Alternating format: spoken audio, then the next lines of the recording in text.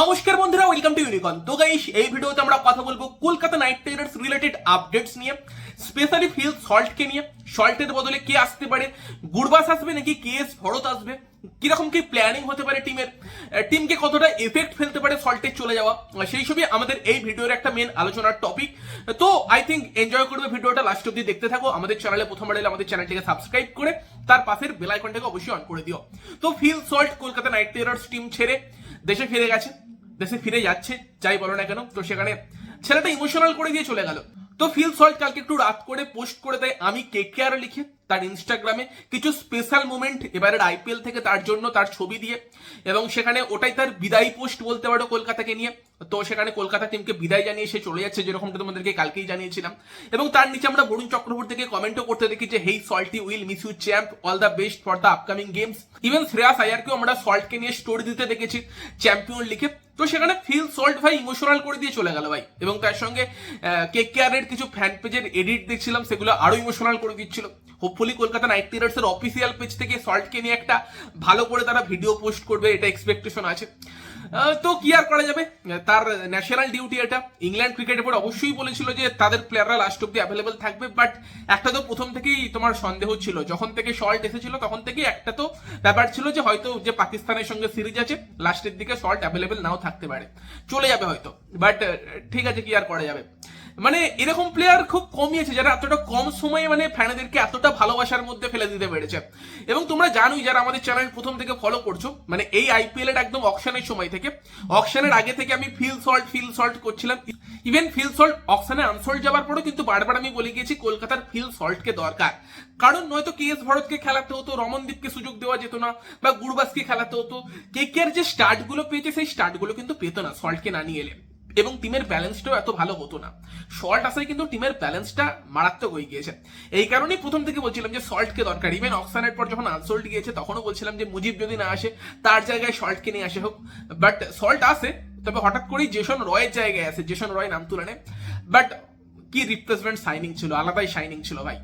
তো সেখানে সল্ট এসে সবাইকে একদম তার ভালোবাসায় ফেলে দিয়েছে।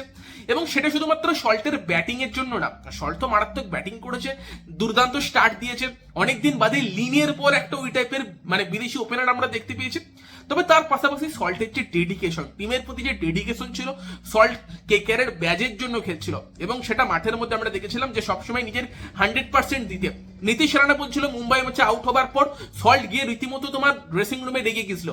তো সেখানে এটা হচ্ছে ভালোবাসা টিমের প্রতি, যে ডেডিকেশনটা সে টিমের প্রতি দেখিয়েছে, যে ভালোবাসা দেখিয়েছে টিমের প্রতি, যে এফোর্ট দিয়েছে মাঠের মধ্যে 100%, সেটার জন্যই হয়তো অনেক ফ্যান চায় আবার পরের বছর সল্টকে কেকেআর এর জার্সিতে দেখতে। মেগা অকশন আছে, রিটেন করা নাও পসিবল হলে, যত দামি হোক না কেন, আই থিঙ্ক কেকেআর হয়তো সল্টের জন্য যাবে। এই টাইপের প্লেয়ারগুলোকে কলকাতা নাইট রাইডার্স এর মতো টিম পছন্দ করে, ব্যাক করে। তবে আবার ইংল্যান্ডের প্লেয়ার তো মাঝে মধ্যে স্কিপও করে দেয় আইপিএল। হোপফুলি সল্ট আসবে, কারণ সল্টের আইপিএল এর প্রতি একটা ভালোবাসা আমরা দেখেছি, কেকেআর জার্সির প্রতি একটা ভালোবাসা দেখেছি। হোপফুলি কেকেআর তাকে আবার ব্যাক করাবে। তো সেখানে সল্ট চলে গিয়েছে, ইমোশনাল করে দিয়ে চলে গিয়েছে। তবে যেটা হবার সেটা তো হবারই ছিল, কি আর করা যাবে। সেখানে ফিউচারে কি অপশন হতে পারে, সল্টের বদলে কলকাতা নাইট রাইডার্স কাকে খেলাতে পারে, এবং কলকাতা নাইট রাইডার্স দল সেই জায়গায় কি ধাক্কা খেতে পারে। তো দেখো, প্রথমত কলকাতাতে সল্টের বদলে একদম like to like replacement Rahmanullah Gurbaz আসবে, যেটা আমার মনে হয়। এবার অনেকে বলছিল যে কেএস ভরতকে কি আনতে পারে। 2012-তে আমরা দেখেছিলাম ব্রেন্ডন ম্যাককালামের বদলে মনভিন্দর বিসলা এসেছিল, এবং ফাইনালে কি করেছিল সেটা আমরা সবাই জানি। মনভিন্দর বিসলা কিন্তু ফাইনালে কেকেআর কে আইপিএল চ্যাম্পিয়ন করেছিল। তো সেই সময় ব্যাপারটা হয়েছিল কি, ব্রেন্ডন ম্যাককালাম কেকেআর এর উইকেট কিপার ব্যাটসম্যান ছিল, বাট ফাইনালে গিয়ে কম্বিনেশনের জন্য ব্রেন্ডন ম্যাককালাম জায়গা পায়নি, কারণ বোধহয় লক্ষ্মীপতি বালাজি ইনজিওর্ড হয়ে গেছিল, এবং সেখানে কেকেআর কে একটা ভালো ফাস্ট বোলার আনতে হতো, এবং সেখানে ব্রেট লিকে আনতে হয়েছিল কেকেআর কে। ফলে একটা ফরেন প্লেয়ার কমাতে হতো, এবং বাকি 3 ফরেন প্লেয়ার ছিল, দুজন অলরাউন্ডার জ্যাক ক্যালিস এবং সাকিব আল হাসান, তার সঙ্গে সুনীল নারাইন তখন প্রপার বোলার ছিল। তো সেই জায়গাতে একটাই ফরেন স্লট ছিল যেখানে ব্রেটলিকে আনতে হতো, সেই কারণে কিন্তু ম্যাককালামকে স্যাক্রিফাইস করতে হয়েছিল, এবং মনভিন্দর বিসলা এসে কিন্তু 2012-র ফাইনালটা জিতিয়ে দিয়েছিল। সেটা তখনকার একটা সেরকম সিচুয়েশন ছিল। বাট বর্তমানে যে কেকেআর টিমের সিচুয়েশন, সেখানে আই থিঙ্ক গুরবাস চলে এলে সেটাই সব থেকে বেস্ট সুইটেবল হবে। কারণ তোমার যদি দেখো যে বাকি কেকেআর এর টিমটা কিন্তু একদম সেটেল আছে। এবার ধরো যে রমনদীপ সিং এর মতো প্লেয়ার যদি ক্লিক না করতো, সেখানে এইগুলো ভাবা যেত যে সল্টের জায়গায় কেএস ভরতকে এনে রমনদীপের জায়গায় রাদারফোর্ডকে আনা যেতে পারে, বা ধরো বৈভব আরোরার জায়গায় চামিরাকে এনে বা আল্লাহ ঘাসনাপারকে এনে কেএস ভরতকে আনা যেতে পারে, এই টাইপের ভাবনা চিন্তা কিন্তু আসতো। বাট ইন্ডিয়ান প্লেয়ারগুলো তো ক্লিক করেছে, আরোরা বলো বা তোমার রমনদীপ বলো, তারা তো ম্যাচ উইনিং পারফরমেন্স দিয়েছে। সেখানে সেই সমস্ত কম্বিনেশনে মনে হয় না হাত দেবার দরকার আছে, এবং ডাইরেক্ট গুরবাসকে নিয়ে এলে সেটাই বেটার হবে। গুরবাসও যথেষ্ট ভালো টিম প্লেয়ার, টিমের জন্য সবসময় 100% দেয়, সল্টের মতোই টিমের প্রতি তার ডেডিকেশন আছে। এবং রহমানুল্লাহ গুরবাসও কিন্তু এমন একটা প্লেয়ার যে কিন্তু তোমাকে অ্যাটাকিং স্টার্ট দিতে পারে। বাট সল্টের সঙ্গে গুরবাসের পার্থক্যটা কি, সেটা হচ্ছে যে সল্টের মতো গুরবাস হয়তো অতটা কনসিস্টেন্ট না। সল্টকে 10টা ম্যাচ দিলে এক্সপেক্ট করা যায় 5টা ম্যাচে সে ভালো স্টার্ট দেবে, সেটা গুরবাসের ক্ষেত্রে নাম্বারটা কমে হয়তো 2 বা 3টে ম্যাচ হয়ে যায়। তো ওটাই একটা পার্থক্য। তো সেখানে হোপফুলি যে সুযোগগুলো গুরবাস পাবে সেগুলো কাজে লাগাবে। তবে সল্টকে পার্সোনালি আমি কেকেআর টিমে দেখতে চেয়েছিলাম, তার একটা মেন কারণ হচ্ছে ইডেন গার্ডেন্স। এবং লাস্ট ইয়ারও এটা বলেছিলাম যে ইডেনের যেরকম পিচ, এই পিচে কিন্তু ইংলিশ প্লেয়াররা সুইটেবল হবে। ইংল্যান্ডের যারা প্লেয়ার তারা কিন্তু ইডেনে এলে ভালো খেলবে। যদি নেক্সট ইয়ার হ্যারি ব্রুকের মতো প্লেয়ারকে দেখতে পাই, অখুশি হব না। তবে সেখানে হ্যাঁ, ইডেনের পিচটা শর্টকে শুট করতো। বাট যদি দেখো যে বর্তমান সময়ে এসে কলকাতাকে হয়তো খেলতে হবে, তোমার ফাইনাল যদি যায় কলকাতা, সেখানে চিপকে খেলতে হবে, তোমাকে কোয়ালিফায়ার 1 খেলতে হবে হচ্ছে নরেন্দ্র মোদী স্টেডিয়ামে। যদি কোয়ালিফায়ার 1 পজিটিভ রেজাল্ট না আসে, কোয়ালিফায়ার 2 খেলতে হবে কলকাতাকে, সেক্ষেত্রে তোমার চিপকে, যেখানে কিন্তু স্লো পিচ, এবং ওই টাইপের স্লো পিচে হয়তো তোমার সল্টের থেকে গুরবাস বেটার প্লেয়ার হতে পারে। ওই টাইপের পিচ হয়তো গুরবাসকে বেশি শুট করতে পারে, যদি বল একটু থেমে আসে, বল একটু আটকে আসে, যদি একটুখানি পিচে গ্রিপ থাকে। কারণ স্লো পিচে খেলে খেলে গুরবাসের মতো প্লেয়ার অভ্যস্ত, স্পিনের এগেনস্টেও তার খেলাটা ভালো, যেখানে রশিদ খান, নূর আহমেদের মতো প্লেয়ারদের তারা ডেলি তোমার নেটে ফেস করে, আফগানিস্তানের নেটে। তো সেখানে কিন্তু স্লো পিচে গুরবাসের ব্যাটিংটা হয়তো কেকেআর এর কাজে আসতে পারে। মেবি লাস্টের দিকে গিয়ে গুরবাস হয়তো একটা ম্যাচ উইনিং ইনিংস খেলে দিল, হয় কোয়ালিফায়ার 1 অথবা কোনো একটা নকআউট ম্যাচে বা ফাইনালে, সেটা কিন্তু ব্রিলিয়ান্ট কিছু হতে পারে। তবে ব্যাপার হচ্ছে হ্যাঁ, এটা কিন্তু একটা সত্যি কথা যে হয়তো এই টাইপের পিচগুলো গুরবাসকে শুট করতে পারে। তো সেখানে আমাদের এবার পজিটিভ দিকটার দিকে তাকাতে হবে।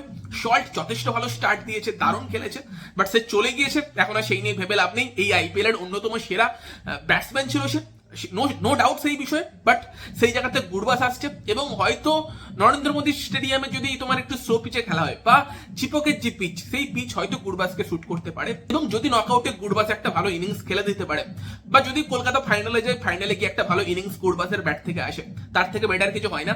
হোপফুলি গুরবাস সেটা করতে পারবে।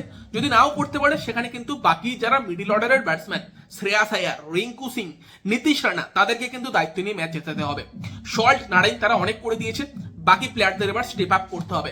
শ্রেয়াস আয়ার টিমের ক্যাপ্টেন, এখনো অব্দি সেই লেভেলের ব্যাটিং আসেনি তার থেকে, বাট নকআউটে এসে গেলে তার থেকে বেটার কিছু হতে পারে না। সেম রিঙ্কু সিং এর ক্ষেত্রেও বলা যেতে পারে। নীতিশ রানা এমন একটা প্লেয়ার যাকে কেকেআর অনেকদিন ধরে ট্রাস্ট করছে। নীতিশ নিজে বলেছে যে আমি যে 10টা ম্যাচ অ্যাভেলেবেল থাকতে পারবো না, জেনেও কেকেআর আমার উপর ভরসা রেখেছে, এর থেকে ভালো কিছু হয় না। অন্য কোনো টিম হলে হয়তো আমাকে ছেড়ে দিয়ে এতদিনের রিপ্লেসমেন্ট নিয়ে নিত। তো কেকেআর যে সেই ভরসা দেখিয়েছে, তার প্রতিদান দেবার পালা। বরুণ চক্রবর্তী, ভেঙ্কটেশ আয়ার, তাদেরও একটা মানে আইপিএল ট্রফি তারা ডিজার্ভ করে। আমার মনে হয় 2021-এ বরুণ এবং ভেঙ্কটেশ তারা কিন্তু কেকেআরকে ফাইনালে নিয়ে যাবার পেছনে বড় ভূমিকা রেখেছিল। তারা কিন্তু ট্রফিটা জিততে পারেনি। 2024-এ সেটা হতে পারে, সুযোগ কিন্তু আছে ভালো রকম, যেখানে কেকেআর কোয়ালিফায়ার 1 খেলবে, ফাইনালে যাবার 2টো সুযোগ আছে, দেন ফাইনালে গেলে তো যে কোনো কিছু হতে পারে। এবং কেকেআর তো এমনিও বেস্ট টিম, যে কোনো কিছু হতে পারে, কি কথা। তো যে ক্রিকেট খেলে যে কেকেআর, সেই ক্রিকেট খেললে কিন্তু ট্রফি আসতে পারে। এবং তার পাশাপাশি কিন্তু ওভারঅল দেখতে গেলে কিন্তু শ্রেয়াস, রিঙ্কু, নীতিশ, তাদের কাছেও কিন্তু নিজেদেরকে প্রমাণ করার সুযোগ থাকবে। যদি ওপরের দিকে ব্যাটসম্যানরা না চলে, তাদেরকে কিন্তু দায়িত্ব নিতে হবে, স্টেপ আপ করতে হবে। তো সেখানে এটাই বলার ছিল। ফিল সল্টকে নিয়ে তোমাদের মতামত তোমরা জানিয়ে যেও, এবং আই থিঙ্ক সবাই পরের বছর ফিল সল্টকে কেকেআর দেখতে চাও, যারা কেকেআর ফ্যান আছো। বাকি তোমাদের মতামত জানিও তার সঙ্গে। যদি ভিডিওটা ভালো লাগে, ভিডিওটাকে লাইক করে দিও, শেয়ার করে দিও। আর তোমাদের কি মনে হয়, ফিল সল্টের পারফেক্ট রিপ্লেসমেন্ট কি গুরবাস হতে পারবে, সেই বিষয়ে তোমাদের মতামত কমেন্টে জানিও। তো চলো, এই ভিডিওতে এই পর্যন্তই। আর সাবস্ক্রাইব করতে ভুলো না, আমরা 1.5 লক্ষ সাবস্ক্রাইবারের খুব কাছাকাছি আছি, তো সাবস্ক্রাইবটা করে দিও। তো চলো, বাই বাই।